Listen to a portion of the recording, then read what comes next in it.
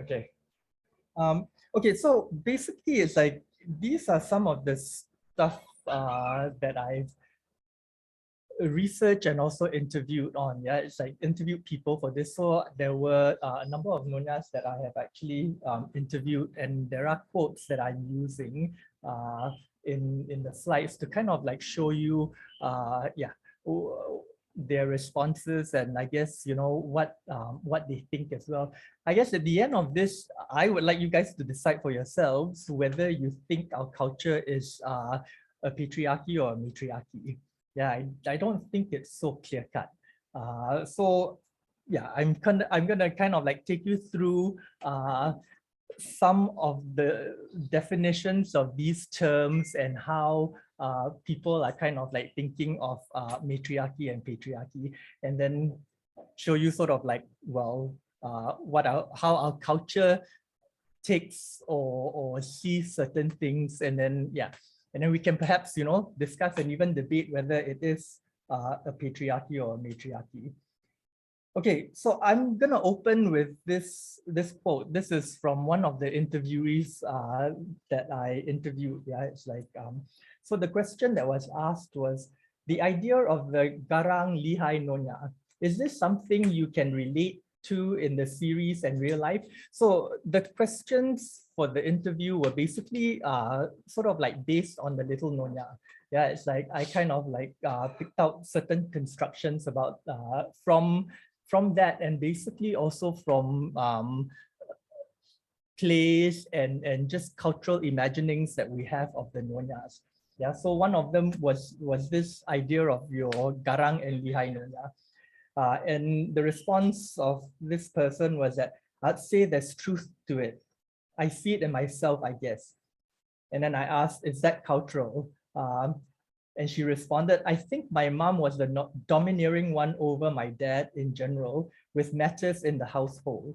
I grew up in that kind of household.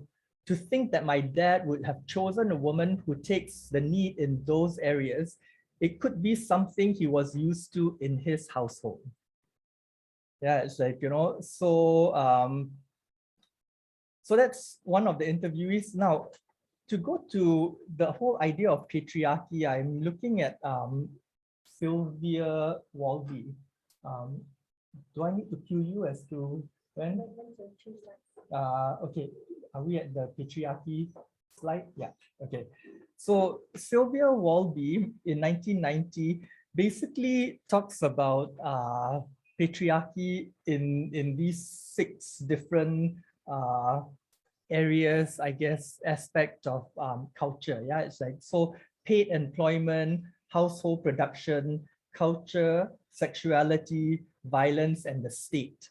Okay, and I guess what we will be looking at with the Peranakan culture would be essentially the household production. Yeah, it's like, because that is the domain of the nonyas. Okay, so in terms of that, I think we kind of like know, usually in the private domains of the home, your nonya is pretty much rule the roost, I think. Yeah, and the baba actually takes the public space where it's actually very gendered, particularly, and we're particularly talking about your colonial times. Yeah, it's like, with where they were in the public space, where they were actually compradors, or the bridge between the British and the Malays. Yeah, it's like, and they took a lot of the commercial opportunities that were at hand, and that was how they became wealthy and prominent, and they became basically the elite community in the Strait settlements. Yeah, so you have them sort of like becoming kapitan, tengchus, justices of peace, holding public offices. Yeah, and in the Strait settlements as well, I think you can see roads, hospitals, bridges, towers that are named after them. Yeah, it's like, so I think that's quite clear that they really filled the public sphere. They also had social clubs and associations, yeah, which I think the Singapore Peranakan Association was the first that was started, and then eventually Malacca and then Penang. But aside from these social clubs, we also have them mimicking the British, yeah, where they were into sports and hunting as well. So I've brought some books there. It's like, there's a book there, 50 Remarkable Lives, that actually looks at, it was actually done by the Peranakan Museum in Singapore, and it looks at 50 prominent Peranakans. And you can sort of like see their lives and their contribution to society and how they actually built the Strait settlements. So I think it's quite clear that they really was very much part of the public sphere during the colonial times. Yeah. So the next slide I have is of Tan Kim Ching. Yeah, he is one of my ancestors. It's like, he was the son of Tan Tock Seng.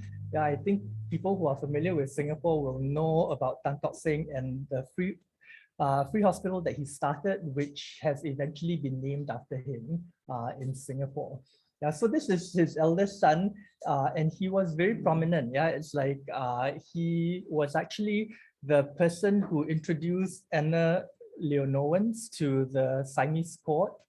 So if you all have seen The King and I, she was the governess that he introduced to the Siamese court. He was the person who basically sort of like pacified or negotiated for the Perak Wars. It's like, so politically he was really quite a prominent person during that time. Yeah. It's like, can you hear me? It's like, okay. Okay. Okay, so that is, I think, yeah, one example of some, our prominent babas in the public space. Yeah. So he was born in 1829 and he died in 1892. Okay, which the 1870s to about 1920s is basically the golden age of the Peranakan culture. That was when the culture kind of peaked. It's like, and that is the time that we all sort of like nostalgically hold on to in terms of what Baba Nyonya and culture is sort of like about. Yeah. So okay, so moving on, the next slide, I'm just gonna sort of like take you through our Chinese patrilineal system, yeah, with the Peranakan culture. You have a question or?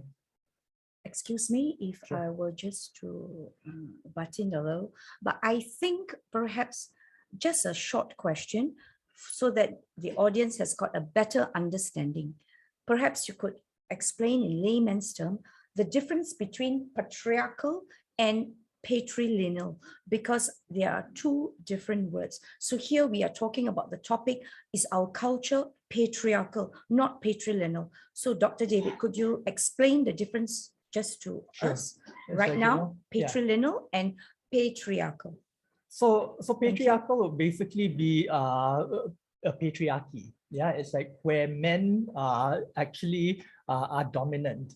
Or they basically control society and everything else. So that's essentially what patriarchy means, right? So patrilineal is basically in terms of inheritance and in terms of how things are sort of like continued is through the male line.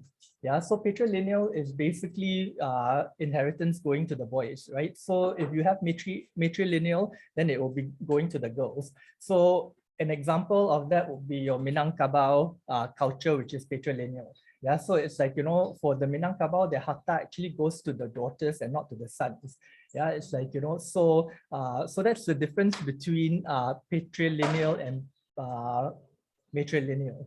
Yeah, it's like, so there is a slight difference in terms of patriarchy and patrilineal. So you have the Baba Nyonya culture that actually follows the Chinese patrilineal system, yeah, which is actually very strongly adhered to, namely through ancestor worship. Yeah, it's like, which really is what the Peranakan culture centers around. Yeah, it's like, that is what holds the culture, and that is very patrilineal. So you have your Rumah Abu, which is basically the ancestral home, basically. Yeah, it's like, so the whole idea of your Rumah Abu is that the Abu is the ashes that actually come from your joss sticks. Yeah, it's like, that represents your ancestors. So worshipping of your ancestors, and hence that's the term that has become used for ancestral home with the Peranakans. Right, and this is also very interesting because this also shows our very unique patois. Yeah, it's like, this is a Malay term, Rumah Abu, but it's like if you talk to the Malays about Rumah Abu, they will have no idea what you're talking about, because it's like, it's really a Chinese idea, just a Malay term. Yeah. Um, and so with your Rumah Abu, the responsibility and the maintenance goes basically to your sons, or your eldest son, right? The eldest son is supposed to carry that on, and the Rumah Abu will basically hold the Sinchi, or the ancestral tablets of the family, where you can trace your lineage, basically. Yeah, it's like, and that maintenance is very important in terms of what Peranakan culture is all about. Okay. Um, so so of course your eldest son will have like the largest share, because that responsibility goes to him. Yeah. So in terms of this patrilineal system, you have the very important idea of siring sons, basically. Yeah, so it's like, it's very important to actually have sons, so that you have your turunan, so that your nama will also turun. It's like and the family name, or the family name will basically continue, right? So what is also interesting is that this gives license basically for gundates, yeah, which are concubines in your Peranakan culture. If the principal wife is not able to produce a son, the patriarch actually has the right to take on gundates, so that he can actually have a son to continue the name, and to pass down the Rumah Abu to. Yeah, and so this is really quite interesting in terms of, like, these sorts of complex dynamics within the Peranakan culture. Yeah. The other thing that is of significance is your tonghuan, yeah, which is the lantern that the eldest son will carry at your funeral for your parents. Yeah, it's like, and that's only for the eldest son, and no female can actually carry that tonghuan. Yeah, it's like, so again, it's like, very important patrilineal system. And if the eldest son dies, it's like, the second son doesn't take this responsibility on. Yeah, it goes on to the next generation, which means the eldest grandson. Yeah, so this is the system of what the Peranakans actually sort of like follow. So your genealogical records follow your Chinese patrilineal system. Therefore, it's very hard actually to trace nonyas, yeah, in our genealogical records. And I think anyone who has basically sort of like tried to trace their female ancestors might find that, you get lots of problems, because it is not as continuous as it is in terms of recording the sons. Yeah. Um, and of course, the patrilineal inheritance system. So usually your harta, the estate, whatnot, will go to the sons. Yeah. And the jewelry will go to the daughters. Yeah, it's like, and the daughters-in-law. I don't know if you guys have been sort of like keeping up with what's come up recently, like the Ghost Bride. Yeah, it's like, which is a series that's in Netflix, and Malaysia is sort of like boasting its first sort of Netflix series with that. And it's quite interesting actually if you sort of like read the novel or the film, because it premises this your whole ancestor worship, and this whole system of continuing the Rumah Abu. Although there's all kinds of cultural adulteration that has sort of like happened with the book and with the series, but that's the whole idea. You have a ghost bride, not so much of the idea of her being married to a ghost, but more so that the Nyonya can continue your Rumah Abu. Yeah, it's like, you know, Semayang Abu and whatnot, and continue that to the next generation, which is of prime importance to Peranakan culture. Yeah. Yes. There's a question from Zoom, from Professor Stephen Hall. Are there any instances where the name has moved across gender to a powerful Nyonya when even after 3 or more concubines, no son appeared?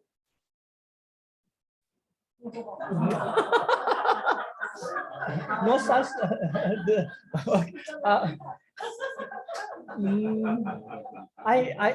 I have not come across that. It's like yeah, I mean it's quite rare after 3 or 4 concubines not to have sons, I think.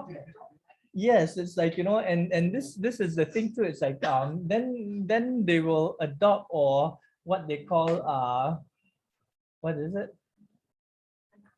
No, it's not anak. I think of the term when pang kueh pang. Yes, anak kueh pang. It's like, you know, so Kueh pang. yeah. So usually it's like a nephew or whatever that they will sort of like, yeah, you know, adopt so that there is turunan. It's like yeah. So this is usually what happens. I have an example later, I think, that might be of interest to Stephen. It's like in terms of, you know, this crossing the line, but I'll get to that. You know, Just hang on. One question. Uncommon in those days when you didn't have any children to like, okay, I got 3, 4 sons, I give you one. You know, in those days it wasn't very uncommon, right? But to give away a daughter, sons may be more rare. But there have been cases where you have a son, you actually give it to a family that's be left barren children. exactly. It's like, you know, and usually in cases like these, they will be inheriting the estate, right? So it's like, you know, who the natural mother would also be quite welcoming of the idea, I think, rather than sort of like you know, not wanting to give up their sons or whatever. So yeah, they were a very close-knit community. Yeah, so it's like I say, usually nephews or whatever, it's like and there are cases where it's like, you know, they may have adopted and then later on actually gave birth to their own biological son. Yeah, it's like, you know, so yeah, so that was kind of like the reality, yeah, of the culture at that time. Someone said similar to a godson.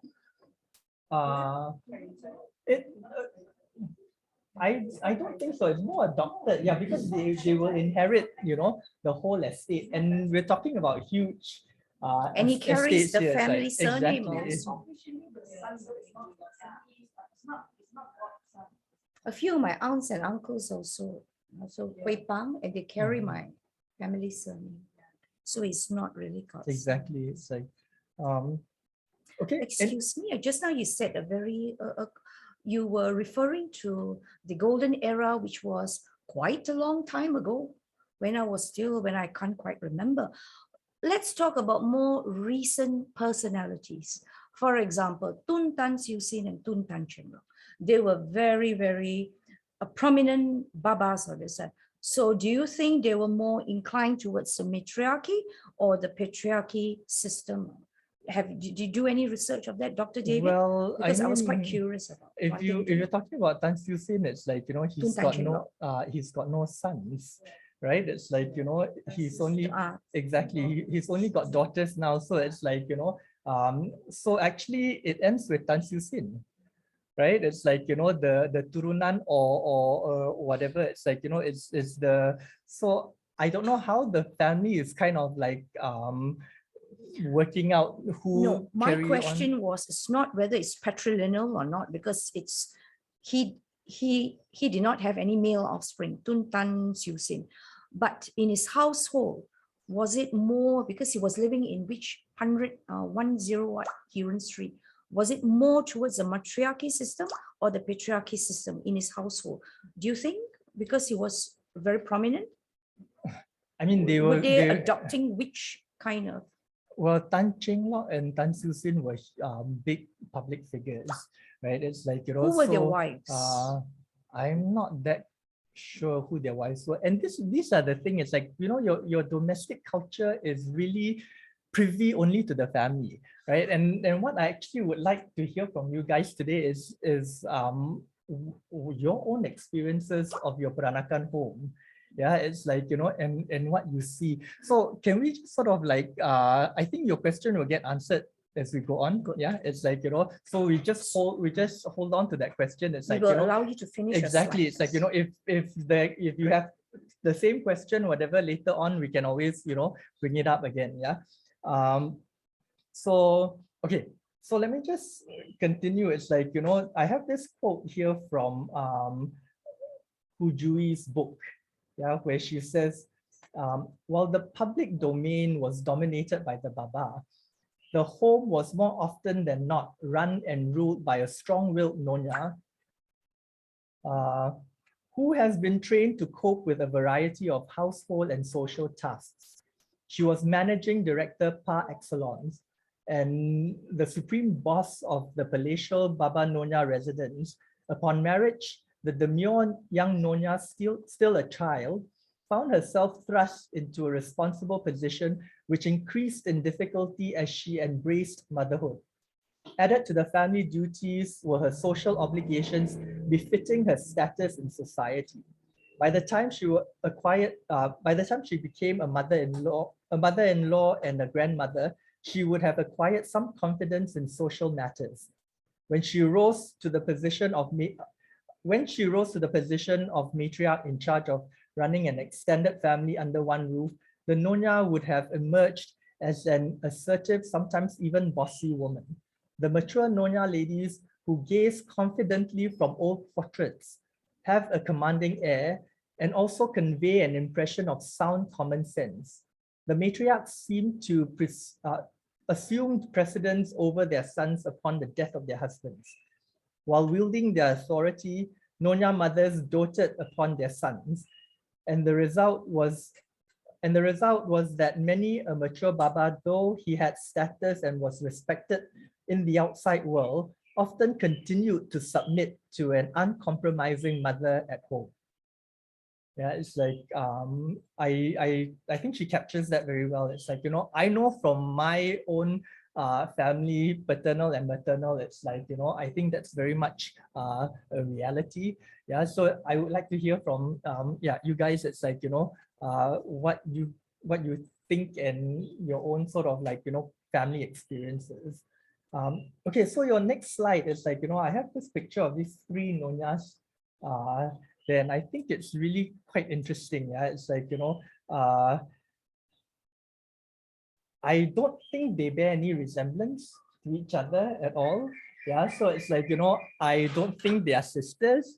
It's like, you know, what is their relationship to each other? I think is really quite interesting. I mean, yeah, they could be in-laws, they could all be wives of a patriarch. It's I'm not sure what the source is. I got this from well, online. Yeah, it's like, you know, yeah, exactly. You know, from their from the way they dress, it's like from the croissant to their hairdos. I think it's more Penang Nonyas than Malaccan Nonyas. Someone online said Turkey players. I don't know about Turkey players with a portrait like that. Yeah, it's like, you know.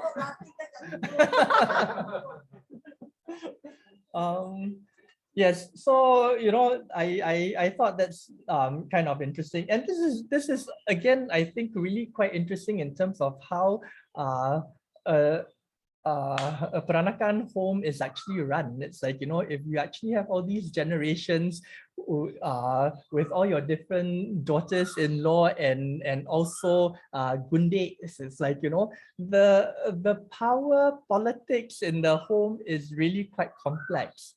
Yeah, it's like, you know, I mean, I remember my my kuku and my E, who sort of, you know, the experiences of their childhood. It's like, you know, my kuku was going like, oh, it was great. Like, you know, growing up, you know, in your Peranakan extended family, there was always food, you know, in the kitchen and whatnot. It's like, and his sister, she would say it's like, you know, oh, it was just hell being, you know, in that political sort of like climate. It's like she would come home every day and bury herself in her studies just to be kept out of the politics of the home.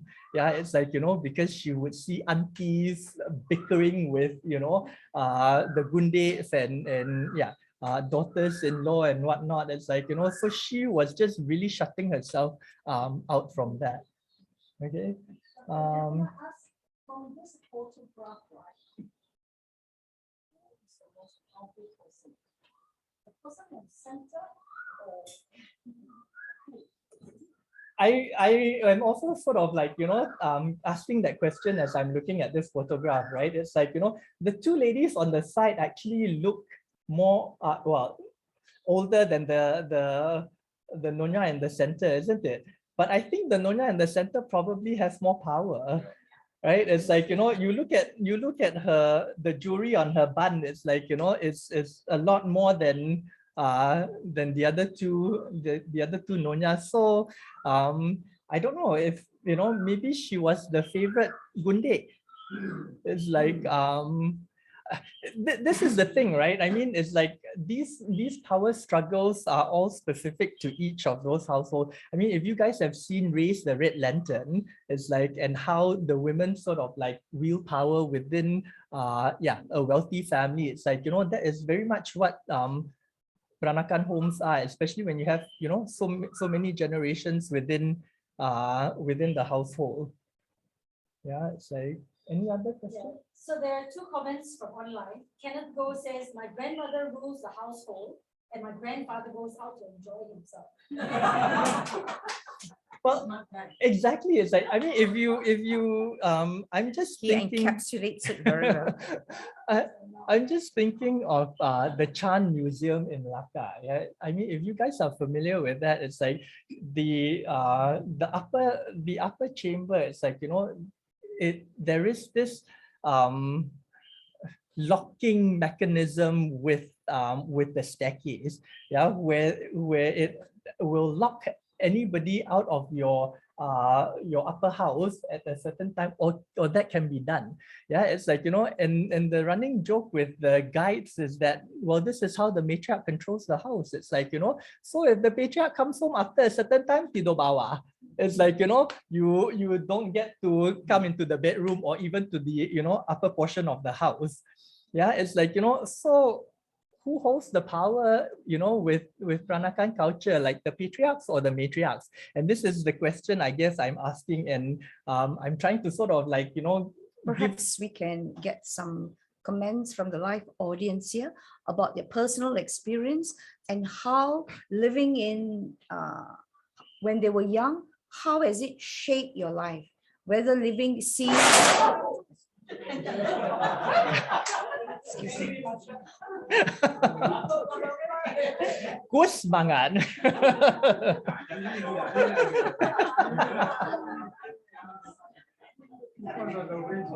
So just forgive this little diversion. So anyway, perhaps it's quite a good time, since Dr. David here is inviting observations from the live audience here. Perhaps anybody would like to speak about your experiences when you were young. Yeah, Dr. Lee. The whole complexity of Latin agriculture, right? Because the Chinese traders, merchants came from China, couldn't bring the wives along, couldn't bring the women folk, couldn't bring the mothers-in-law, came over 6 months, you know, when they hooked up with the local women.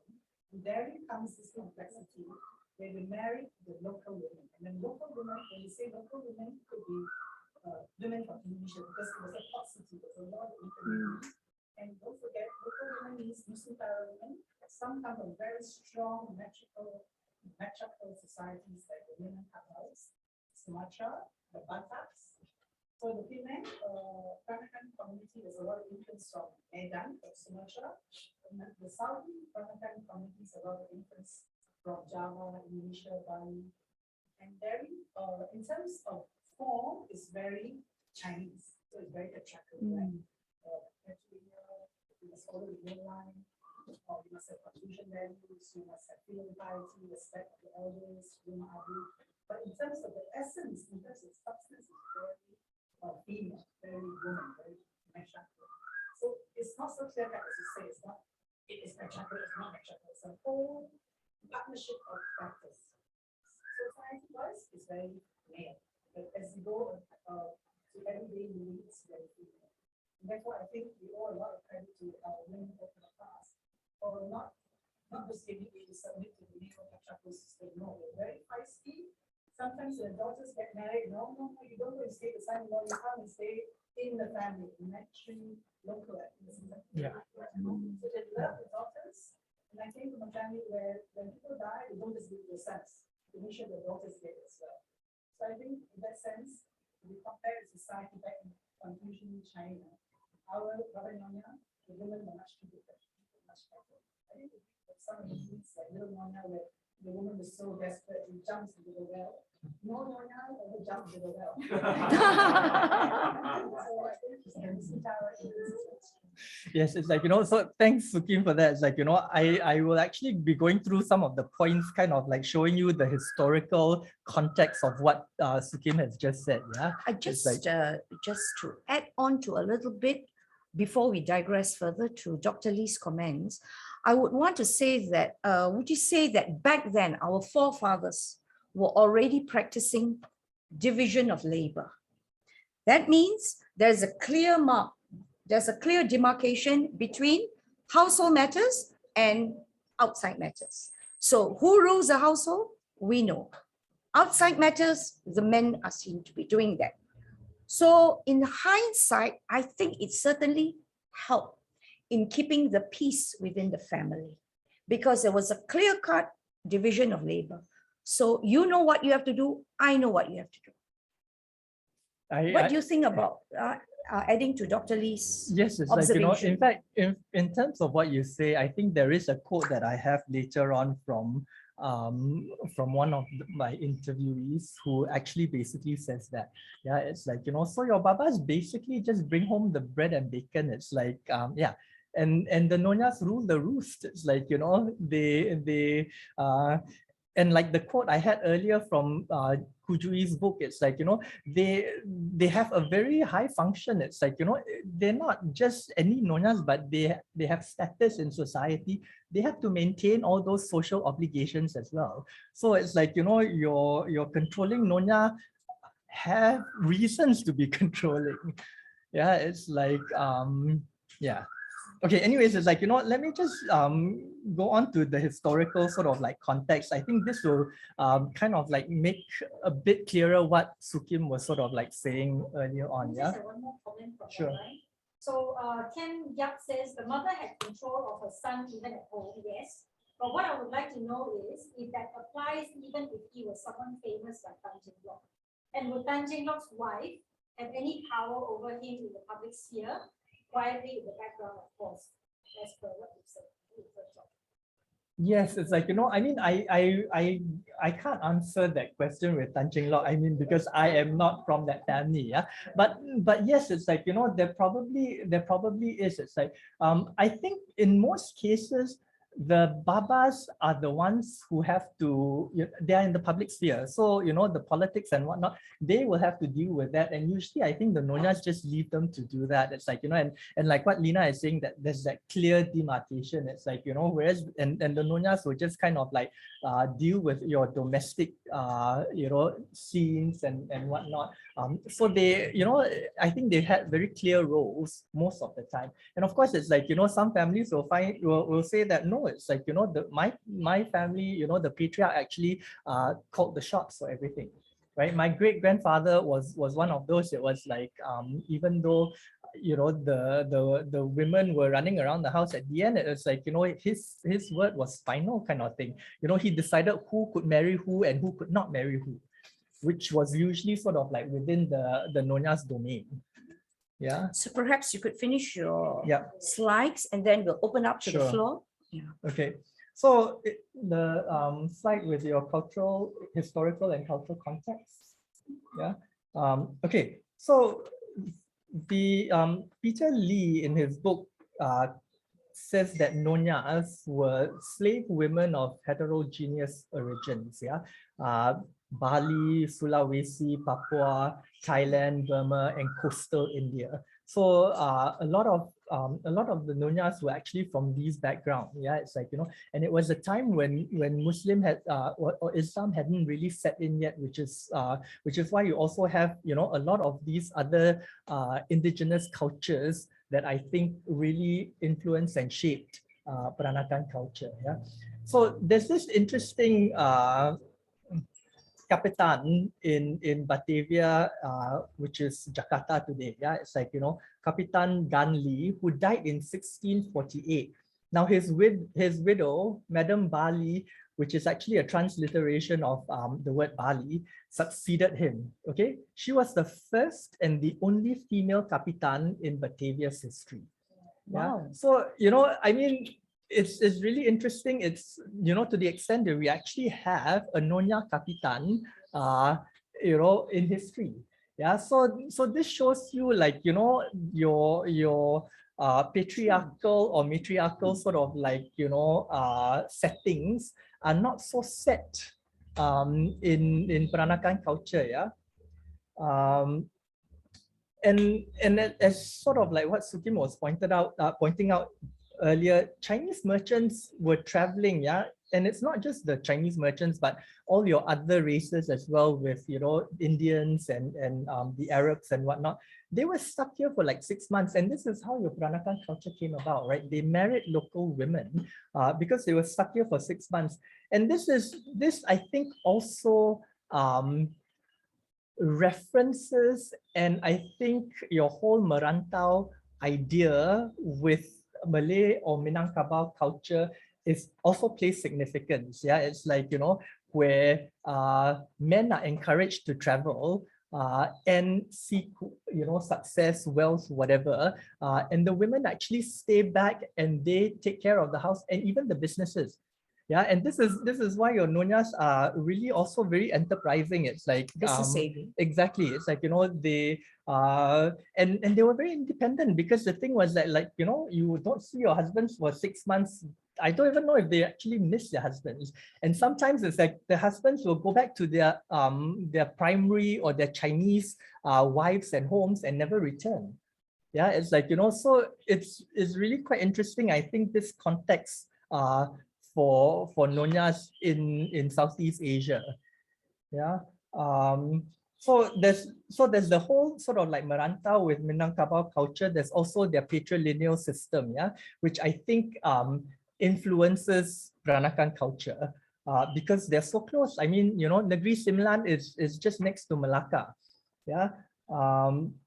And the other thing too is that with Chinese culture, we have this whole idea of your jinchui, yeah, which is your matrilocal marriages. So with the Hokkiens, it's like, if they are very rich, quite often they will take on sons-in-law and they will marry into the wife's family, which is your matrilocal marriages. Yeah, it's like, they'll fund everything, they'll take care of everything in terms of the sons-in-law. And this is great, especially for your Singkets, yeah, your newcomers, because when the Peranakan sort of like see potential in these Singkets, they will sort of like take them in, yeah. And then you basically just marry and you get status and wealth. Yeah, so it was very convenient for the Singkets, is that there were a lot of marriages like that. So like in terms of like evidence, it's quite difficult to sort of see evidence in terms of how Minangkabau culture may have influenced our culture. Yeah, but what is also interesting is that within your Hokkien vocabulary, there is a term for matrilocal marriages. Yeah, which I think is very much practiced by the Peranakans more than the non-Peranakan Chinese. What is the term called? What is the term Chin called? Chui. Chin Chui. Oh yeah, that's right. Okay, yeah. So yeah, so that's the other sort of like interesting thing. And of course, a lot of nonyas also inherited exorbitant wealth. Yeah, it's like, because your babas were your compradors, it was like, they assisted your colonial powers and took all the commercial opportunities that were at hand. Yeah, so usually it's like when they die, it's like, there was a lot of wealth involved, and a lot of nonyas inherited the wealth. Yeah. Okay, so moving on to the next slide, I think this is very interesting, yeah, where I have called that slide nonyas privileged and valued. Okay, so as I was saying earlier, your Chinese culture is very patrilineal and very patrilocal. Yeah, it's like, I think there is this Chinese saying where it says, a woman who is born, comes under her father. When she marries, she comes under her husband. And when her husband dies, she comes under her son. Yeah, it's like, that is very Chinese. It's like, I don't think you see that in Peranakan culture at all. It's like, I think that's pretty much non-existent. Yeah, it's like, with our Minangkabau influences and whatnot. So with Peranakan culture, it's patrilineal, but it's also matrilocal. Yeah, it's like, so with a lot of times we take on sort of like the Singket sons-in-law and into the family. And it's also matrifocal, yeah. So it's like, with the southern Peranakans, we have this term that says cuci kaki naik ranjang, yeah, with your not so sort of like nice term for matrilocal marriages, but yeah, you can sort of like understand the idea behind that, yeah. So although boys are very valued, Peranakans do not practice female infanticide. Yeah, it's like, in China, you have generations, hundreds of years where they actually kill their female daughters. Yeah, it's like, that doesn't happen in Peranakan culture. Yeah, it's like, okay, and duit tete, which is what you are supposed to sort of like give your the kiasai or the groom giving to the mother-in-law in terms of raising the nonya that he marries. It's like, that is usually not accepted, or if it's accepted, just a small token is taken and then it's returned. Yeah, it's like, Peranakans do not sell their daughters. Yeah, it's like, so nonyas are very valued in the culture, okay, which I think is very unique. And they were very progressive too. Very unique to the culture. Nonya's feet are never bound.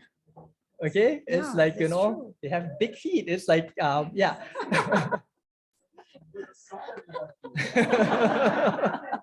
That's true. And there were no shortages of nonyas. Yeah, it's like, so there was very stringent control over access of their daughters.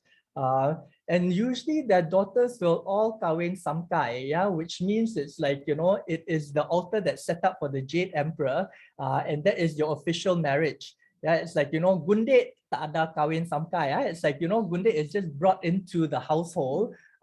There is no sort of like formal official ceremony of marriage with gundes or concubines. Yeah, but usually it's like nonyas are primary principal wives. It's like, they do not become secondary wives with the exception of your ganti tike. Yeah, which is basically when the principal wife dies and there's no one to sort of like look after the children and whatnot. At times the sister might step in and become, the second wife, but even as the second wife, she's still the principal wife, yeah, in the household because the sister is dead. And that whole idea is that so that she will actually not mistreat her nephews and nieces because, it's her own blood, and that she will actually care for them. Yeah, so this is sort of like the context of your nonyas. It's like, it's only during the Second World War that, out of desperation, some Peranakan families might give their daughters as second wives or gunde. Yeah, and that is just your Second World War. But aside from that, it's like nonyas never become secondary wives. Okay, so and then of course education for girls as well. Yeah, I mean if you're familiar with Queenie Chang and her memoirs of a Nonya, and also Queen's Counsel. Mrs. Lee Chun Guan, sorry. Queen's Counsel wasn't one of them. It's okay. It's okay. It's You can like, just yeah, moving on. and Mrs. Lee Chung Guan as well, which I will sort of like talk about later. It's like, you know, they were educated, and I believe it's like, you know, the Nonyas were probably the first educated women in the Strait settlements, if not Southeast Asia. Yeah, it's like yeah. So this is I think quite interesting about our Peranakan culture. Usually your husband is your nonya is as well educated as your husband, and might even be better educated if her husband was a Sinke. Yeah, it's like, you know, which might be the case. So we have examples of like Lee Chunyo, who was your first female queen scholar and the first female physician in the Strait settlements. The next slide will show pictures of her. Yeah. And then you also have babas who actually set up schools for girls, like your Singapore Chinese Girls School, yeah, by Dr. Lim Boon King and Sir Song Ong Siang.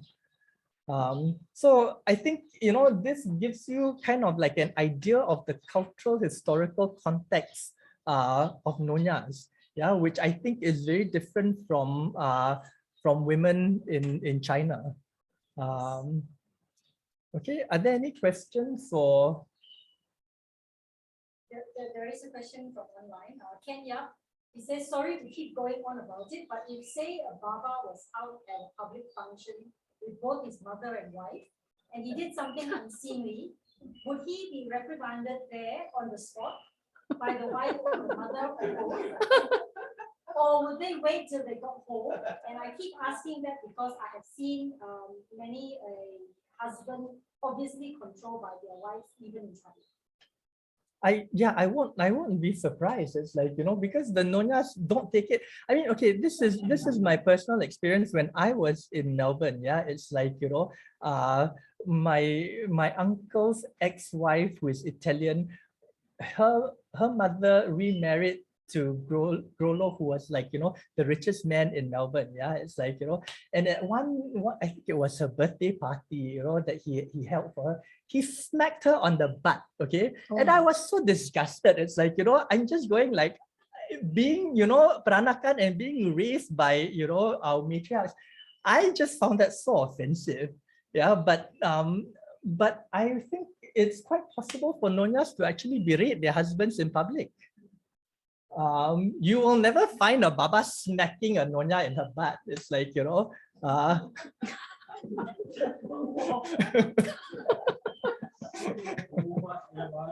exactly.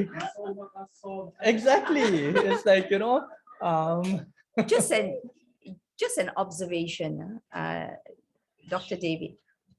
To an outsider looking in, an outsider who is a non-baba, non-nyonya, number one, he looks at all the garang nyonya, very garang, sampai pegang cengsi, kerja rumah, sama kuali. I've seen my grandmother do it. Number two, an outsider looking in at all the formal portraits, looking at the matriarch sitting in a tight bun, her hair pulled back in a tight bun, cucuk sanggul, pakai baju panjang, worse, kaki duduk, kang. And next to her, the husband wearing a nice suit, looking as demure as possible. I can't imagine him trying to look as garang as the wife, even though he could be a captain of society, he could be a captain of the industry, he could be somebody big outside. But in a formal portrait, you look at that. So isn't that even in pictorial like that, you could see who wears the pants in the house?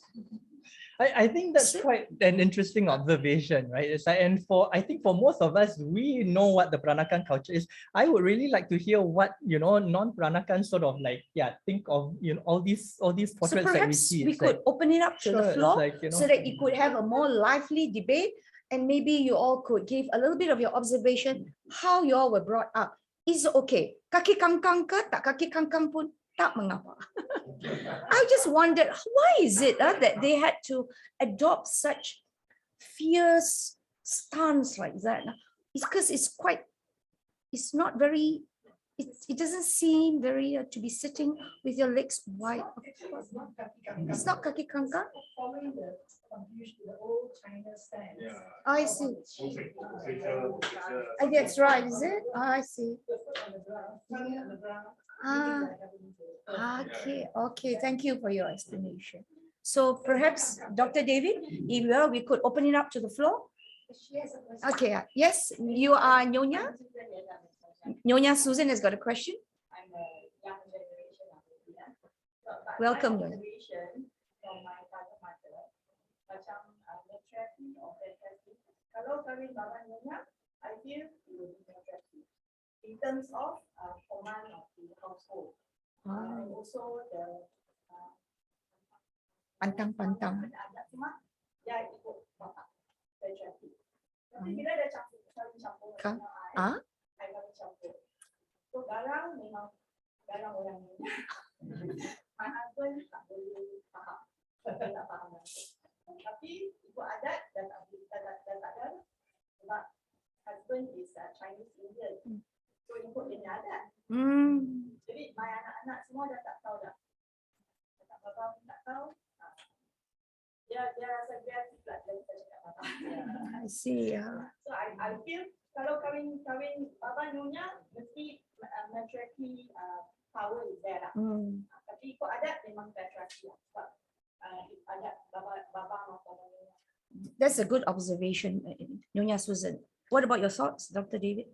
well, like I say, I think each family will have sort of like whatever. I am sort of like talking about or using examples from the golden age. Yeah, it's like, in your stately mansions where you have your gundates and whatever. It's like, in that context, I think, the I would look at orang bukan orang berada, orang yang biasa macam yes, the ladies are the one who rules the house.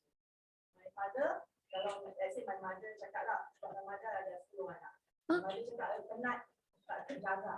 Then my father cakap, kalau rumah buat jaga, lu kaki sudah pergi kerja. Buat duduk rumah.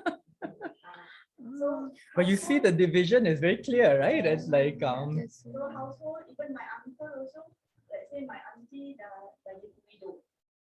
My auntie, two aunties balik rumah my grandfather. I see. Balik rumah my grandfather, and they become like the one who rules the kitchen, who prepare all the makanan one. Question to the speaker. Explain when you go to these old houses in America, I'm not sure, when you enter the front door, you see the photograph. It's not the pressure, it's a measure. You notice it. Oh, that's true. Shan Museum, yeah. What is the reason for the photograph, black and white, above the altar table of the measure? Tian sort of like said that, I mean, kind of like practically, a lot of the nonyas outlives your babas. For some reason, I don't know, because they were working so hard to establish themselves or whatever, a lot of them dropped dead like at 50. Yeah, and it's the nonyas, and this is probably also perpetuating your matriarchy because they lived longer than the babas. And so, one of the explanation is that, it is the portraits sort of like commemorate whoever they remembered from the past generation. So it could have been like, the matriarch that was presiding, that was controlling everything. And so, they feel that the honor of, presiding over the house would be her portrait, at the ancestral hall.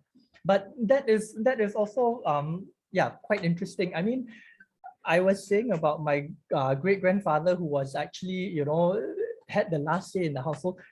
his mother was your typical sort of like matriarchal Nyonya. It's like, he in fact, it was like, the last gunde that he had, she brought her into the house when she died at her funeral, when nobody could contest or make, any fuss over him bringing a concubine into the house. Wow. Okay. So again, I think, it depends on the generation. Yeah, it depends on the nonyas as well. Like, some nonyas are not so garang, right? And they don't wield power. It's like, so the other wives who are secondary wives who are more, power hungry, maybe, more controlling and more manipulative. Yeah, so. Happening in China. Mm, You have the man and the woman. exactly. My brother also used to have a woman. Any other comments? I'm sure you have.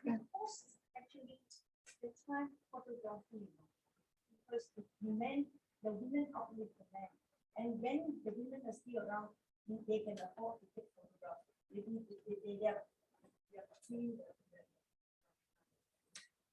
Actually, well, the thing is that like a lot of them had lots of photographs, right? So yeah, so at different stages of their lives, this is the thing. So I'm not so sure about the explanation.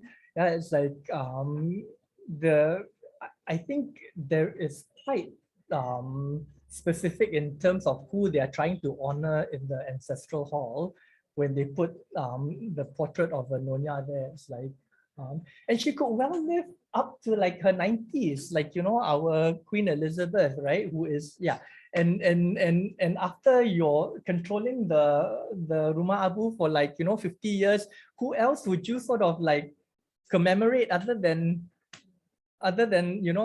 someone like that who's, been the matriarch for like 50 years, right? It's like, so, well, that's my explanation. It's like, Is there anyone else who would like to tell a little bit about? Yeah, you are Nyonya? my name is Lisa. I'm a different sort of Nyonya because I come from my grandmother.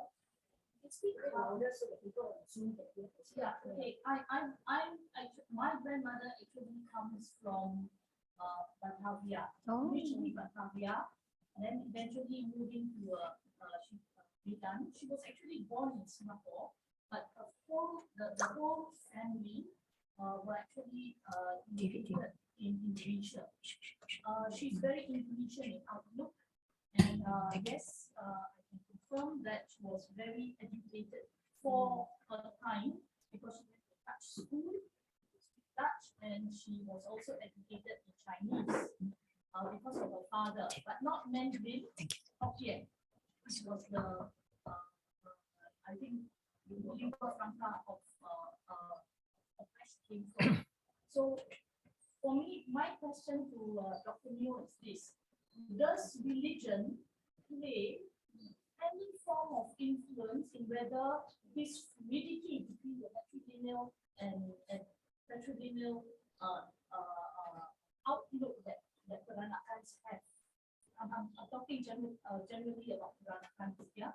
Would the influence of religion sway perhaps the focus, the matrilineal focus, or more matrilineal focus?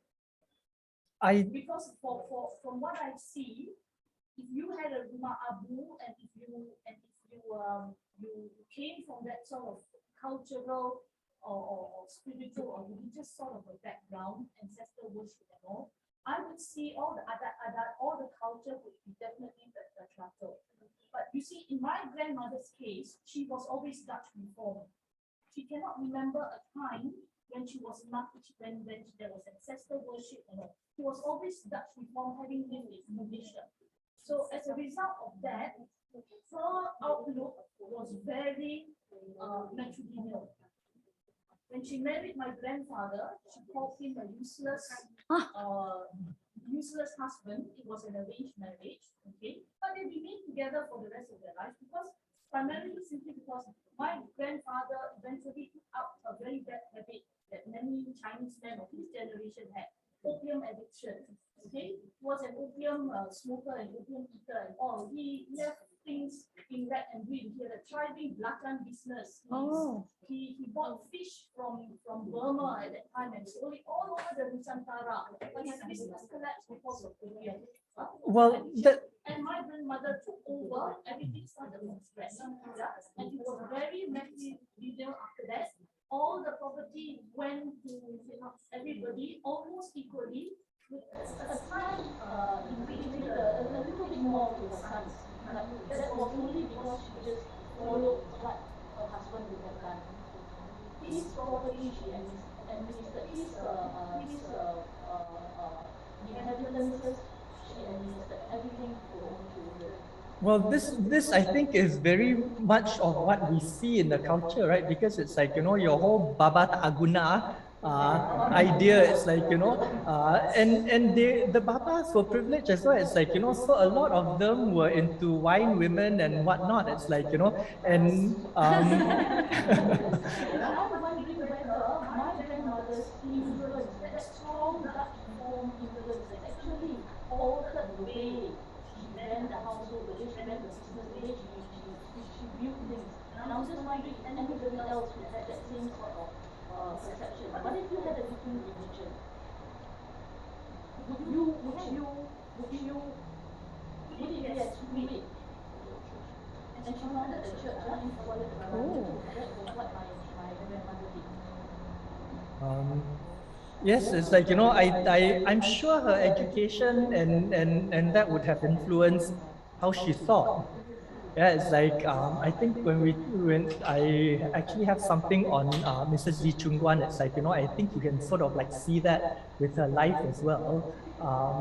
But yeah, okay, it's like, you know, should I just get through my slides? It's like okay, I think we're sort of like running Yeah, out we of have time. to. So let me just try to quickly go through a few things. Yeah.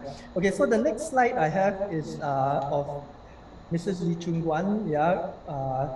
Her maiden name is Tan Teck Neo, and she's known as the Diamond Queen in Singapore. Yeah. It's like, you know, so okay, this quote of her of her, yeah, that says she was a woman who achieved many firsts. She was one of the first straight Chinese women to be educated in English and also first Chinese woman to drive a car in Singapore. No ordinary car, but a sleek Daimler. She was the first Chinese lady to be awarded the member of the British Empire in 1818. Yeah. So she was this socialite. Her diamond collection actually rivaled the Sultana of Johor, which is why she was called the Diamond Queen. Yeah, and she was the leading light of Singapore society for 5 decades. She was the third daughter of Tan Kiong Siak, and he was the one who actually hired Miss Blackmore, a Methodist missionary, to educate his 3 daughters. Her parties were legendary. It's like, you know, her Semayang Abu as well was apparently, you know, really immaculate. And she glided in and out of private and public patriarchy like very easily. Yeah, at times she would outdrink and outdance younger males and babas. It's like, you know, and yeah, so, you know, it's interesting. I mean, in terms of like what you're saying with your grandmother, it's like this is what I think is so fascinating with the Nonyas. It's like, you know, I think they're just as fascinating and as colorful as the babas in terms of their public life, right? Because within the domestic realm, yeah, they were really not to be trifled with. Yeah, it's like okay, it's like let me sorry.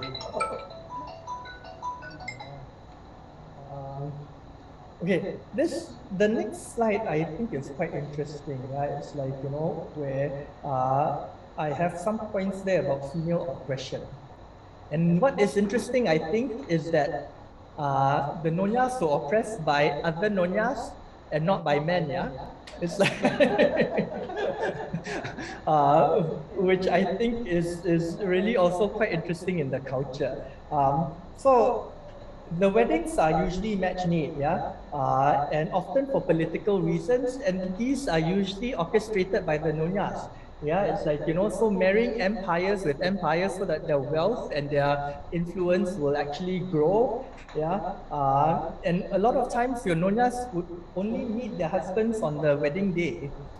Okay, so this is a quote. This is a quote of your tyrannical mother-in-law, yeah, from Lee Chunyo, the earlier picture that I have of her, your first queen scholar and physician in the Straits settlements, where she says that the tyranny and unjust treatment of the daughter-in-law is a special privilege to the mother-in-law who exercises it without compunction or mercy. Yeah, it's like, and these are also some sayings within the culture, which I think is really quite interesting. One, maki anak sinde menantu. Yeah, it's like, so mother-in-laws do not have the right to maki your daughters-in-law because they didn't raise them. Yeah, so they insult them by underhandedly insult them by scolding their own daughters, because they have the right to scold their daughters but not their daughters-in-law.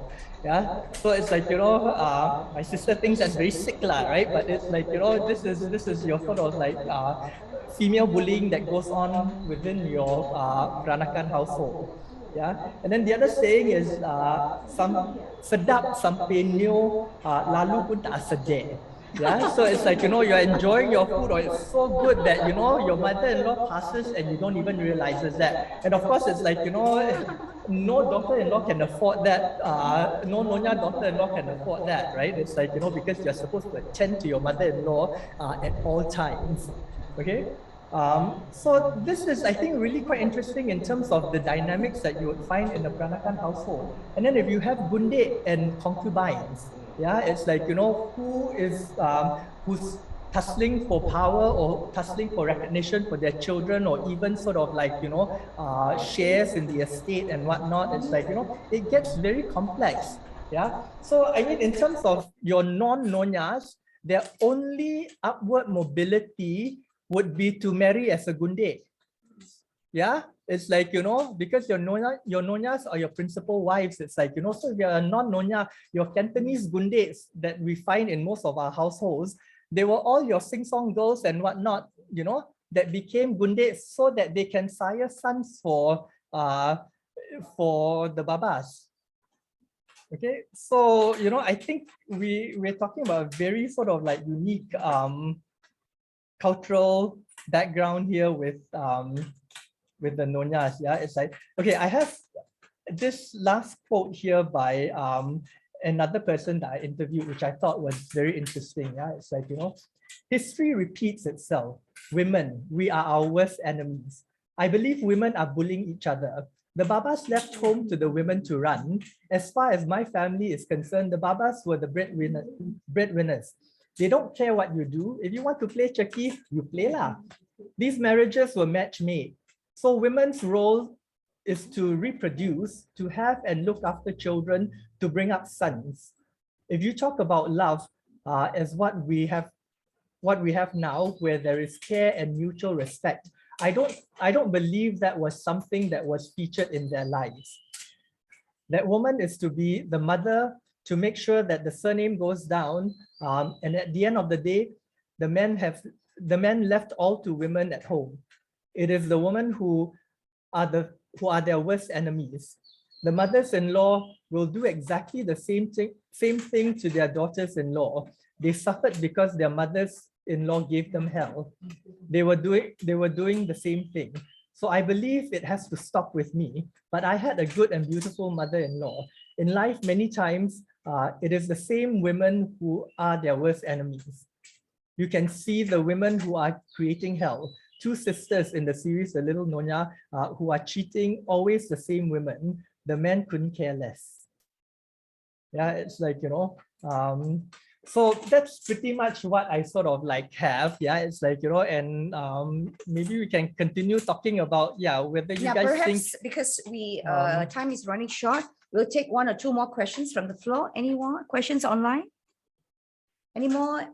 Any one of you would like to share a little bit, some interesting? Sorry, David, somebody asked, where is that quote from? That quote is from an interviewee. So these are from the interviews that I did with Nyonya. I think it's important that you realize that this is every doctor. This is it's not a generalization. Yes. It's not a comment on Yeah, it's like, so exactly. It's an interview. Yeah, it's like, so there are a couple of quotes that are from the interviewees, but I think it's quite telling in terms of like what they say. So yeah. Exactly. It's like, so things have also changed. It's like, yeah.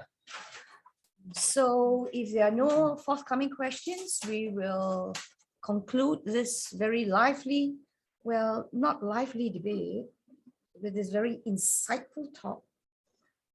So I would say that there is no clear-cut line that we can say that our culture is matriarchal or patriarchal. It depends on in my opinion, I think it depends on the dynamics of each family. Today, I think it's a little bit outdated. Today is more, we are talking about shared responsibility. Your last words, Dr. David. Okay, so what I found interesting with the interviews that I did, it's like, so some interviews that I had were actually trying to get away from your whole stereotypical idea of your garang nyonya. Yeah, but somewhere in the interview, your feisty nyonya, either auntie, grandma, whatever, would still creep up. Yeah, so this is really quite interesting that I found with the interviews that I conducted. It's like that, yes, there is this, and I think, perhaps something for you guys to think about and also, ask in terms of your own background. It's like, I think the very first quote that I had was very interesting in terms of how that Nyonya was saying that, perhaps these are cultural things that I have actually picked up. Yeah, it's like, and it's really part of the culture. So, yeah. So if that's all, then we will end this session. Thank you very much for this interesting talk. To the audience, to the Zoom audience, Dr. David, please enjoy the tea. Thank you for coming. Kamsia. Hey, if you guys want to continue talking, go get your tea and talk about this.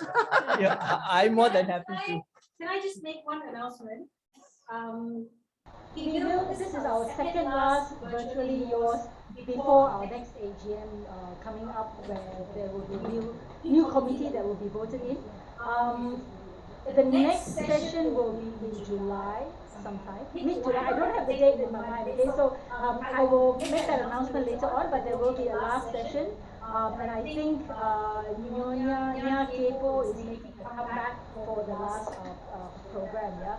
So keep a lookout for that session as well. Yeah. But thank you everyone for coming along today, and also for our virtual audience who has been actually very active, and you haven't been able to respond Oh, to I all of see. the answers as well. But I'm Were there a lot of sure- Zoom participants? Yes, there's about 20 or 30 participants online as well. Yeah. So thank you everyone, and for those who are here, enjoy the tea. Those who are virtual and at Zoom, maybe you would like to come along to the next physical event, so you can enjoy the tea. All right. Thank you. Thank you very much, everyone. Good job, David. Yes.